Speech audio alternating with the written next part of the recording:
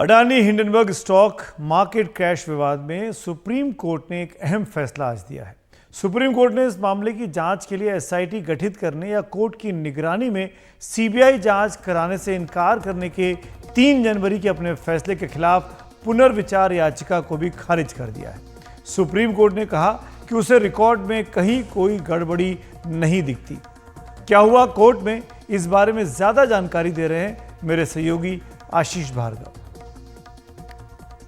Adani Hindenburg मामले में supreme court का एक और बड़ा फैसला आया है और सुप्रीम कोर्ट ने पुनर्विचार याचिका को खारिज कर दिया है। दरअसल इस पुनर्विचार याचिका में सुप्रीम कोर्ट से मांग की गई थी कि वो अपने उस फैसले पर फिर से विचार करें जिसमें कोर्ट की निगरानी में इस मामले की एसआईटी या सीबीआई से जांच कराने की मांग खारिज कर दी गई थी। सुप्रीम कोर्ट में जो पुनर्विचार याचिका थी, चैम्बर में जजों की बेंच ने इस पर विचार किया, जिसमें chief justice DY Chandrachud, justice JB Pardiwala और जस्टिस मनोज मिश्रा शामिल थे और चैम्बर में विचार करने के बाद उन्होंने इस याचिका को खारिज कर दिया है। सुप्रीम कोर्ट ने अपने फैसले में कहा कि रिकॉर्ड पर ऐसा कोई त्रुटि नहीं मिली है जिसके आधार पर इस मामले में फिर से एक बार पुनर्विचार किया जाए।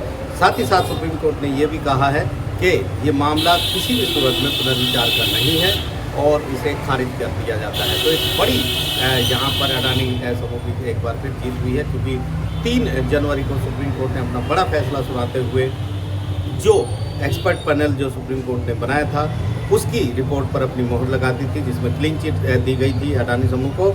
और साथ ही साथ सुप्रीम कोर्ट ने अपना फैसला सुनाते हुए ये भी कहा था कि इस मामले की आगे जांच की जरूरत नहीं है। उन्होंने ये भी कहा था कि सिर्फ एक अखबार की रिपोर्ट या किसी तीसरे पक्ष की रिपोर्ट के आधार पर सेबी जैसी संस्था पर शक नहीं कर सकते हैं। और उन्होंने कहा था कि इस मामले में जो मार्केट क्रैश हुई हिंडनबर्ग की रिपोर्ट के बाद उसकी सेबी आगे जांच कर सकती है और ऐसे में जांच के बाद जो भी कार्रवाई हो उस पर कानून के मुताबिक आके कदम उठा सकती है।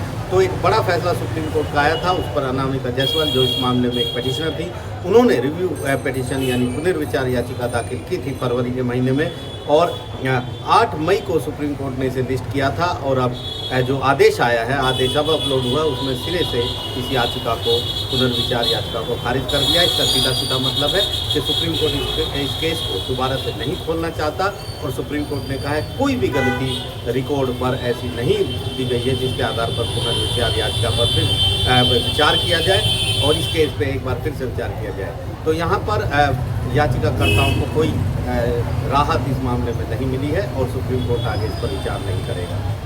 नई दिल्ली से आशीष भार्गव है।